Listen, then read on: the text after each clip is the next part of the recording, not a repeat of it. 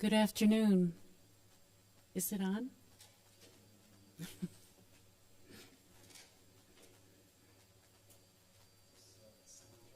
Okay. Good afternoon.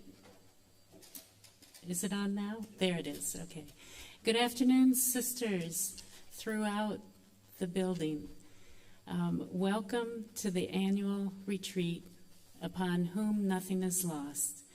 It's an unusual retreat this year, but we hope that you're all tuning in to pray with and reflect with over these days as we enter into retreat. Before I introduce Sister Anne-Marie Sanders, I just want to share with you, as I introduce her, some of the things about her. Some of you know Sister Anne-Marie, and others, this will be the first time for you to meet her. Sister Anne-Marie is a member of the Sisters, Servants of the Immaculate Heart of Mary, Scranton, Pennsylvania. And I just learned that there's 3 different IHM communities: Monroe, Michigan, Philadelphia, and Scranton. And they have nicknames for each of their communities.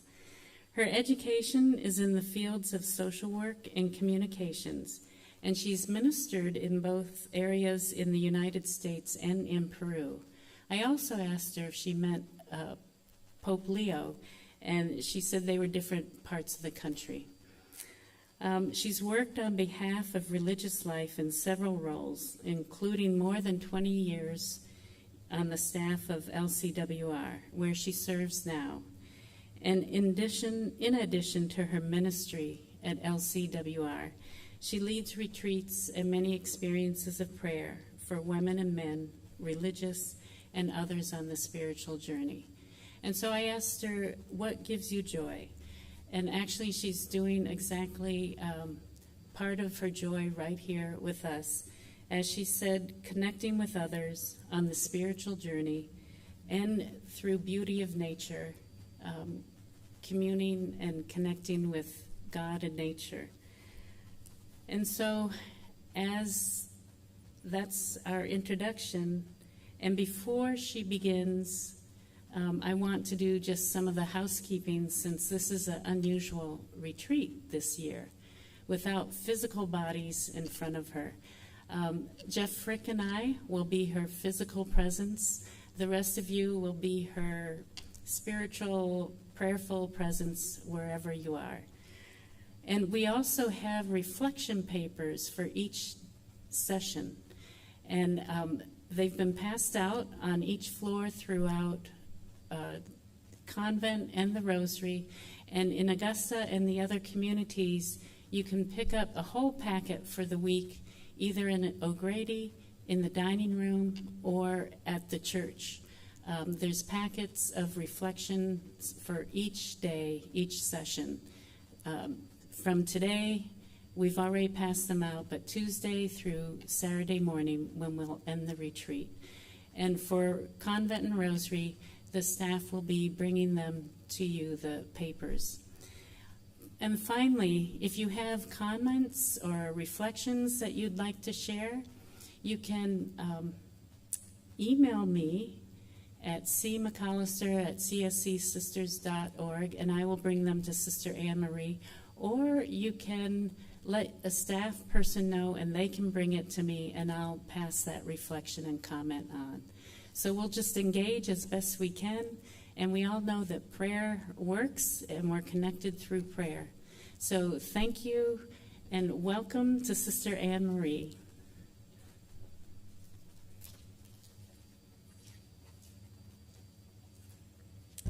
Thank you so much, Carol, for that beautiful introduction, and thank you, Jeff, for all that you're doing with technology to make this all possible for us. I've been looking forward to this retreat for so long.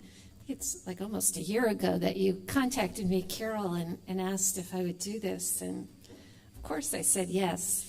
And this is not what I envisioned. Sure, it's not what you envisioned either. I was so looking forward to seeing your faces out there and really coming to know you as individuals as best as I could. So I think with the help of your wonderful staff, we'll do okay this week. The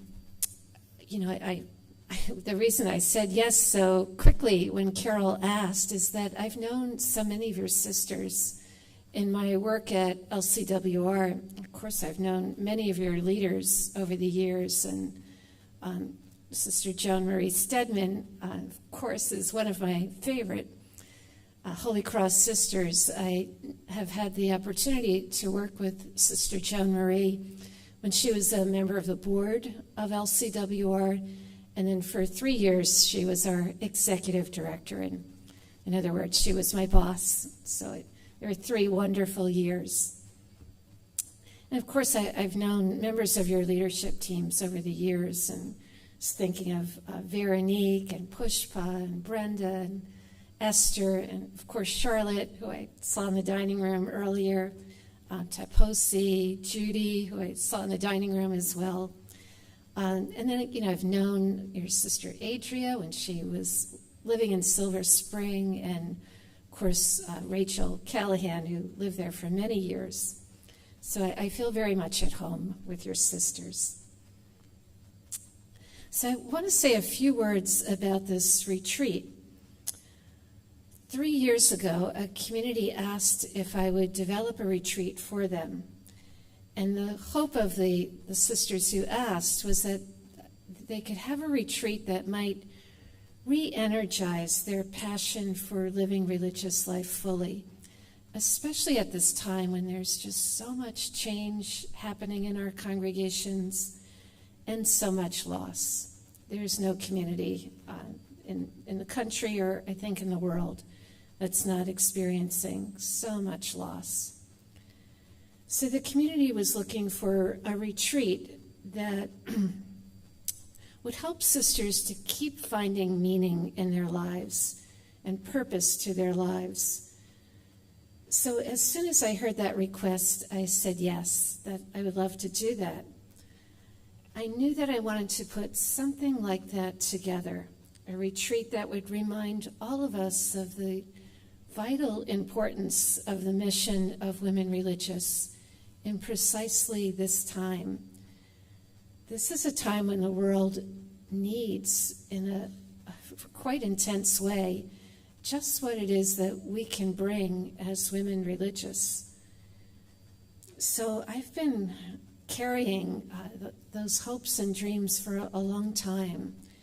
And many of those hopes and dreams come from people that I've met over the years through my work at LCWR, whether they be theologians or philosophers or authors or artists, or so many people who have come to know you and the other sisters in this country. So they all have something to say about how they hope we can continue to be a presence of God in the world at this time. So I wanted to be able to compile their thoughts in a way that their thoughts could be pondered, and also that you could hear the invitation that they have for us to be all that we can be to the fullest extent possible. So since that time, 3 years ago, I've offered variations of this retreat to several religious congregations, and I keep revising it according to the thoughts that each group of sisters raises. So when Carol said, that we would love to hear your reflections, we're not saying that lightly. I really do want to hear them, and there's no way for me to hear them except if you do try to communicate to Carol some of what you're experiencing, your reflections, your things you're wondering about. Please do that. I know it's an extra step for you, but it's very important for this retreat to be all that it can be for you. So I have been praying for you a lot in these past months as we've been leading up to this day. And my prayer keeps kind of going back to this hope and desire for you. And that I hope this strengthens, I hope these days strengthen your sense that all of the changes that we're experiencing in religious life, all this new sense of where is religious life going as we become a little bit smaller, that the mission is just as vital as ever. So I hope that you might be able to see that even though our mission might be a little bit different than what it was in the past, that there's such a value to our being in the world and perhaps being in it in new ways. Whether that means you stay right here at St. Mary's Convent or any of the other convents for most of your remaining days, the mission is still as vital. So I hope these days gives you a sense of passion to continue to live your vocational call with energy and a strong belief that your lives matter, no matter your age, no matter your circumstances, no matter our numbers as women religious, as a body. I also want to note the significance of this time in which we're making this retreat. I don't need to tell you how precarious the situation of the world and our country is right now. So much of what we're experiencing are things that we never thought we would experience. And changes are happening so rapidly. It's times it almost feels incomprehensible to see where the world is right now. And we see tragedy in so many places. So I find that in all of that chaos and unknown and in uncertainty, that sometimes our thirst for God grows even stronger. And I think we've also, I'm sure you've learned this in your lives, that God doesn't always come to us through answers, but God often comes to us through questions and through uncertainty. So I want to just say this to you, that this is a beautiful quote from a theologian named Thomas Halik, a Czechoslovakian priest. And he says, God has given our existence a pilgrim character. So I think what he's saying is that we've been born into a time where there are many more questions than answers. So I'm inviting us to kind of officially begin our retreat with that recognition that we are indeed pilgrims on a journey, one filled with questions, and then one that requires us to cultivate a deep spiritual life. So how blessed we are that your congregation provides you with this space to do an annual retreat like this. So with those few words, I'd like to kind of officially open our retreat with just a brief prayer.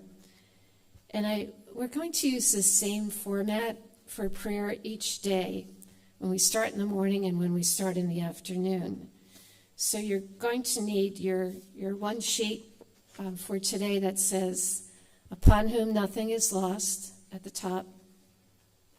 And you'll see that there's an opening prayer. So each day we're going to listen to 2 or 3 very brief readings. They're usually just a sentence or two. Give you a little bit of quiet time, and then we'll listen to a song. And then from there we'll move into our retreat presentation. I'm also going to ask you to consider setting an intention for your prayer each day, so that we can consciously send our prayer out to some part of the world, maybe some part of the world that you're particularly concerned about. Or maybe it's a person or a group of people that you want to offer your prayer to these days. So I'm going to remind us each morning to become conscious of that intention. Maybe you want to pray for the people of Gaza, the people of Ukraine, for our elected officials, for any group of people that you feel you could really benefit from our prayer these days. And perhaps we can just picture those prayers kind of streaming out of our beautiful windows in this building to get to wherever they need to in these days.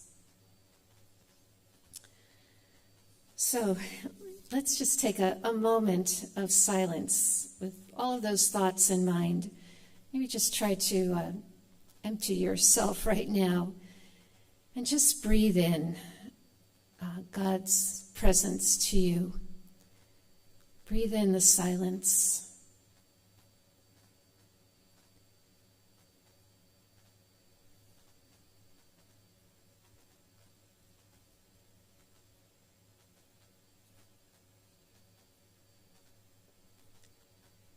So as we enter into this retreat, centered on being people upon whom nothing is lost, let us listen to these words.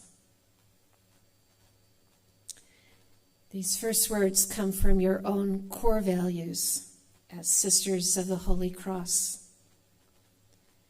Prayer, personal and communal, grounds us in God's unconditional love, calls us to integrity in discernment, and animates us in our work of building a society of justice and love.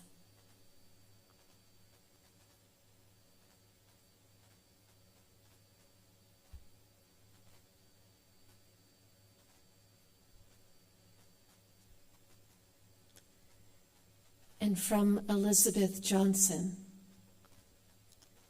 the contemplative gaze renders the whole world sacramental.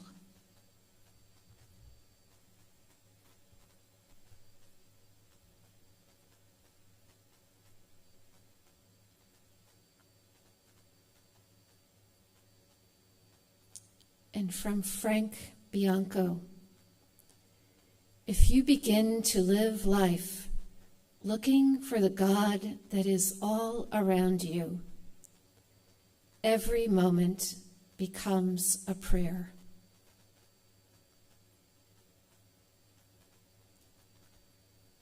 So I invite you just to let any of those words just kind of seep into your being as we begin this retreat.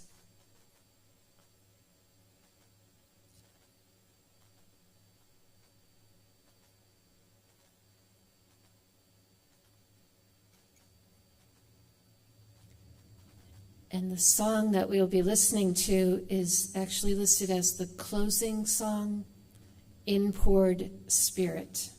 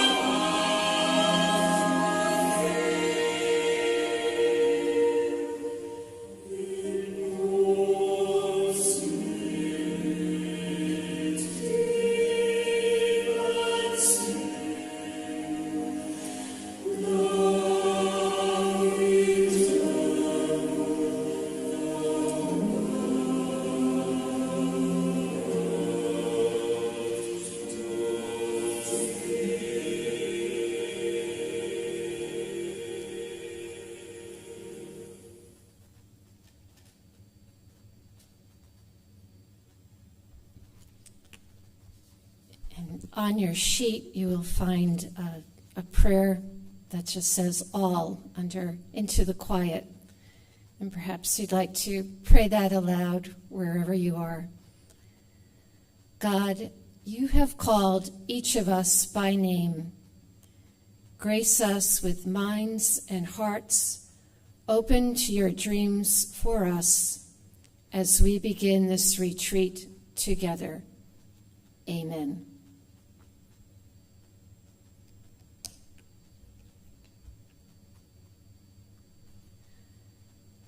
So I just want to say a few words before you actually kind of go off to begin your time of retreat this afternoon and into the evening. I mentioned earlier, the significance of your making retreat at this precise time when so many people in this country and around the world are suffering and living with profound anxiety over their own future and the future of their loved ones and even the planet itself. And I'm sure you as a congregation have been undergoing some discernment as well about your future as a congregation, as an area here in the United States. And maybe you're going through some discernment about your own life and your own future and what might be ahead for you. I would guess that most likely you're feeling a whole range of emotions these days. I think most of us are feeling a whole range of emotions as we think about how the world is, about how our country is, about our own hopes for the future, and when we think about our own lives and the lives of all those whom we love and care for. So it's likely that during this retreat, while you're taking much more quiet time than you may normally take in your everyday life, that some of those emotions might rise up. And if they do, I just encourage you to let them rise. Give them a place. Take time and listen to them, because they may have something that they want to say to you. So just try to honor whether you're feeling angry, you're feeling fearful, you're feeling disappointed, or you're feeling joyful, you're feeling hopeful, feeling enthusiastic, whatever it is, just let that come and honor it. Just also want to note that this is a time when the shifts in the world are so very deep that they call for our prayer and contemplation, maybe in ways that they hadn't with such intensity in many years. I'm sure you've heard Pope Francis's observation that this is not just an era of change, but a change of era. And I think that quote gets quoted and repeated so many times because of its truth. We can't ignore that we're living in a time of seismic changes, great shifts, and that we're needed as women who've committed our lives to this spiritual journey. We're needed to be the people who look at the spiritual dimensions of all those shifts. So we need to be alert to them so that we can come to know God more clearly through them, to know ourselves better, and to know how we can best help the world through this time of shifting. Again, no matter where we live, no matter our age, no matter our health, we're all called to this. So I titled this retreat, Upon Whom Nothing is Lost, and envision this as a time to explore that call to live closely attuned to the work of God in the world.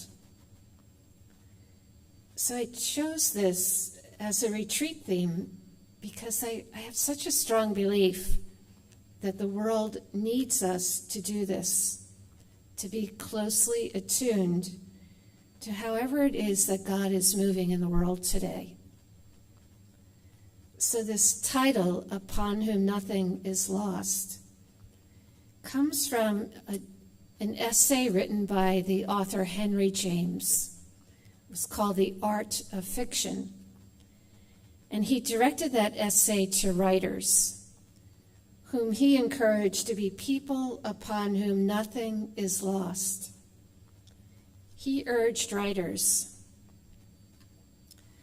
to be attentive observers of the subtle movements of the world around them, as well as the world inside of themselves. He recognized the importance of both, that we have to be watching what the world is going through and what's going on within ourselves.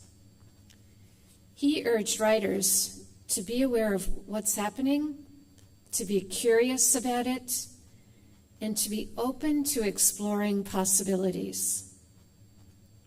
That, James said, requires a capacity to put aside assumptions and go beyond the surface of what we encounter and to see below. And in a time of so much uncertainty, that willingness to stretch our perspective capacities is really critical. So I believe that same call is ours today, to be people who notice everything. The world needs us to be people who are living with our full attention to all that's happening in our interior lives, our communal lives, our lives with one another, and in the larger world. All so that we increase and spread the holiness and love that I already have perceived among you. I've perceived that in knowing your sisters over these years, but I feel it here. Even though I haven't had a chance to meet many of you, from the few that I did get to meet and interact with so far, there's a spirit among your community that just tells me that you are already filled with so much holiness and love. So I just encourage you to enter into this retreat thinking, how can I spread that even more fully to a world that needs it? So I thoroughly believe that we as women religious who've dedicated our whole lives to live and proclaim Jesus Christ, we have this tremendous capacity to impact a world in rather desperate need of God. And that we do that precisely through our prayer and our love. Our prayer and our love. And I read many of your documents, read some of your history before I came here. So I know from what you say and what you proclaim in those documents that prayer is absolutely central in your lives. The place of God in your lives is so important to you. So you already know how essential a time of retreat is for your vocational call. A good portion of my life has been dedicated to the promotion and support of religious life. I've just started my 23rd year at the Leadership Conference of Women Religious. So I've had that privilege of seeing religious life from a really broad perspective. And I have such a profound respect for how tender this time is in religious life. We're in the midst of massive change as our numbers shift, as our numbers become smaller, and as we discern how it is that the world needs us to live this life, perhaps in ways that will be different than it has been lived in more recent decades. when we had those large, large numbers of sisters, and we could send them to all kinds of places to meet practically every need that was out there. But I find this to be a time when we need to be our very best selves, so that we are attentive to what's happening in the world, in society, within the church, within our religious communities, and within ourselves, so that we can create a religious life right here, today, tomorrow, that is meaningful for today's world. So as we spend these next days reflecting on our call as women religious for these precise times, I'm really eager to be with you in this exploration. So I just want to say a few things about these days. The first and most important, rest. And this might be kind of obvious to you. You can't go out, so hopefully you will really take that exhortation seriously. Rest. Just spend time guarding this retreat time as the sacred time that it is. And I know when you're in your room, it can be tempting to do all kinds of other things, but really try to honor that this is your retreat time, these 6 days. So cherish the time, cherish the silence, cherish the solitude that you'll be feeling. And from whatever views you can get, the exquisite, exquisite beauty of your land. And just see everything this week as gift. Second, I would say relax into the time. Don't work too hard. I know I'm going to be presenting lots of questions for you to think about, lots of things to ponder.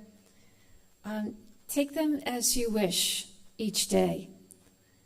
Some may speak to you, some may not.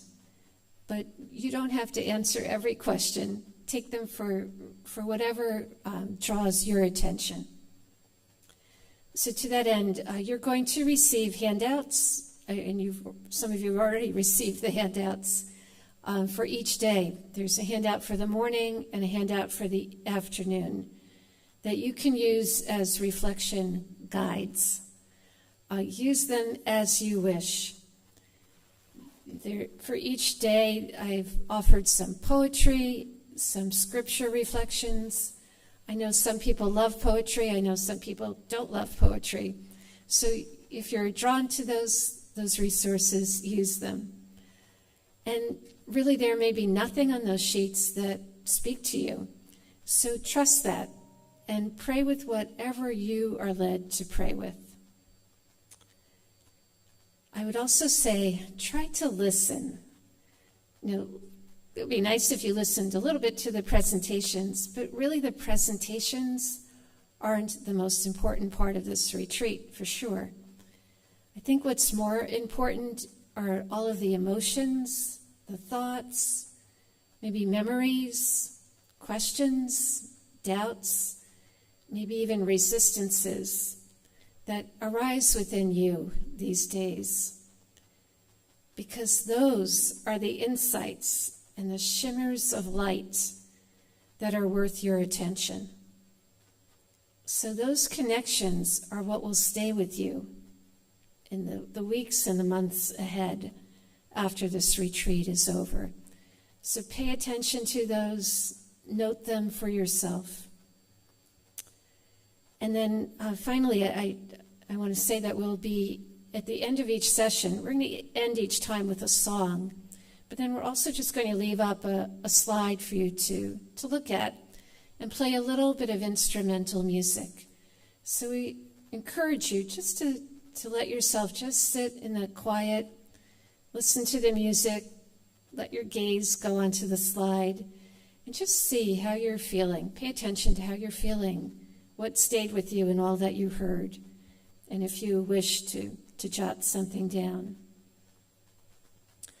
Now, normally, during the presentation, I would be pausing at some point to say So how does this hit you? What are you thinking?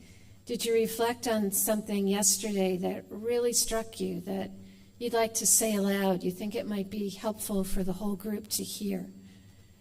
Please, please, please, make some notes of that for yourself, and then maybe just share a couple of sentences in an email that you'll send to Carol. Just something brief, because she will give all of those to me, and I will spend some time with them. I need to hear what's happening to you in the retreat so that I can modify what I have prepared according to where you are. So there's no way for me to do that unless you use that means of communication. So again, I know that's an extra step for you, but if you just think, are these words evoking anything in you? What might you want to pray and what are you feeling called to pray and reflect about more? Just let me know that. For today, at the bottom of your prayer sheet, there are a few questions. So I would say, if you would like, later today or tonight or sometime tomorrow morning, you may want to spend some time with those questions. Nothing mandatory, of course, or you may just want to rest. You may just want to look out your window, gaze on a little beauty. But the questions are there if you would like them. Again, through these days, I'm going to pose questions for your consideration. But I just want to say that and ask you to remember, just a little reminder, if I think you all have Carol's email address, but just a reminder that you send your reflections to Carol, or as she said, if you don't have access to email and you want to tell a staff member what you'd like to have shared, please do that.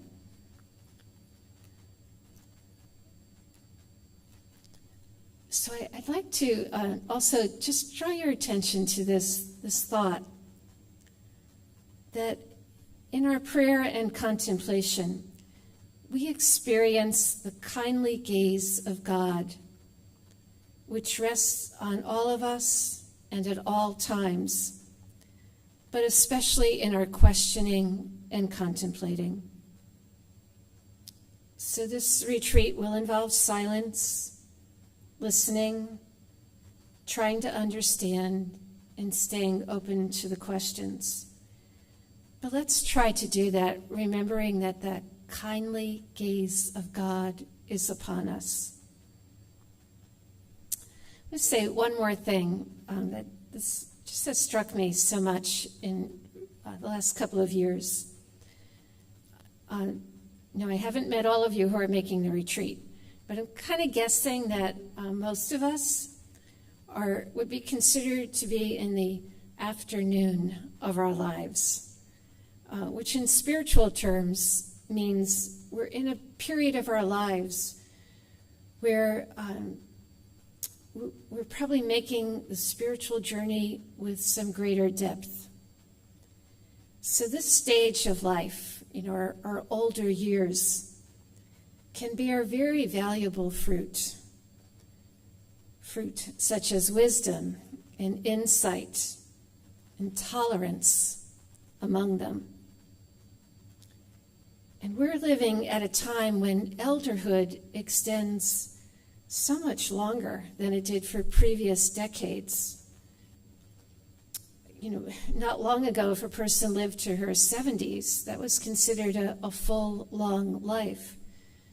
Now, so many of us make it into our 80s, 90s, even 100s, and I did have the privilege of meeting Sister Emily in the hallway earlier today, so a shout out to Sister Emily for making it to 100 and still being so vibrant and strong and interested. So I don't think it's by chance that we have so many people in religious life in this country right now who are in our elder years. I put myself in the category as well. Because we have something as a body that we can offer to the world through our prayer and our presence. So I've been wondering so much recently, are we given this time, this opportunity to live sometimes decades longer than our ancestors did, because the world needs our prayer even more profoundly? So what does this mean as we continue to contribute our love and presence to the world?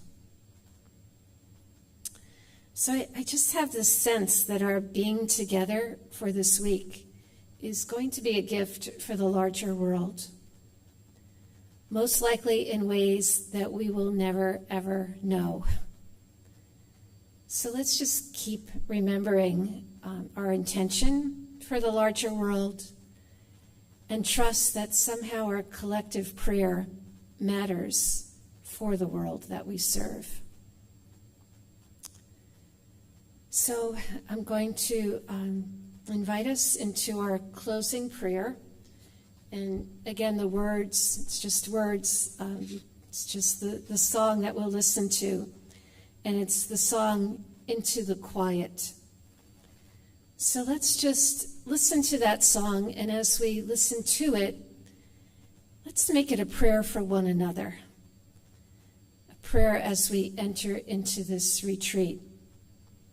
Let's pray that each of us can feel that gentleness and tenderness of God's kindly gaze upon us as we enter into God's quiet throughout this retreat. So we'll play the song, we'll leave up a slide for you to consider, have a little instrumental music, then you can sign off, and if you wish, ponder those questions a bit for the rest of today and this evening and tomorrow morning, and then we'll be back at 9:45 tomorrow morning.